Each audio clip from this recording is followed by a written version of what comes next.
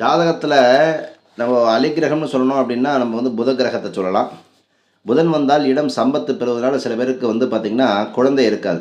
நீங்கள் நிறைய பேர் அப்சர்வ் பண்ணி பார்த்தீங்கன்னா தெரியும். நிறையா கோடி கோடி சொத்து வச்சுருப்பாங்க. ஒன்றா கல்யாணம் ஆகாது, இல்லை கல்யாணமாகி குழந்தை பிறக்காது. இதெல்லாம் வந்து இந்த மாதிரி ஒரு சாபம் இதாக ஒன்று இருக்கும்.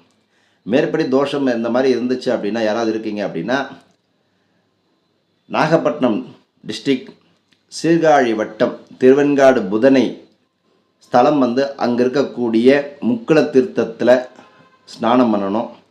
ஸ்வேதாரண்ய பெருமாளை வழிபட்ட பிறகு இங்குள்ள புத பகவானை வழிபட்டால் கண்டிப்பாக குழந்தை பேர் கண்டிப்பாக உண்டு. ஆனால் ஒரு நாள் கண்டிப்பாக தங்கணும். புதன் ஜாதகத்தில் பகை நீச்சம் பெற்று சரியாக அமையாமல் இருந்துச்சு அப்படின்னா அறிவு குறைபாடு, கல்வியில் மந்தமான பிரச்சனை, நரம்பு தளர்ச்சிதெல்லாம் ஏற்படும். இக்குறைபாடு உடையவர்கள் எல்லாம் இந்த புத பகவானை வழிபட்டு நலம் பெறலாம். ஆனால் கண்டிப்பாக புதன்கிழமை போகிறீங்க அப்படின்னா செவ்வாய்க்கிழமை போய் நைட்டு தங்கி புதன்கிழமை போய் வழிபடுங்க. அந்த குருக்கள்கிட்ட பேசுங்க, நல்ல மாற்றம் கிடைக்கும்.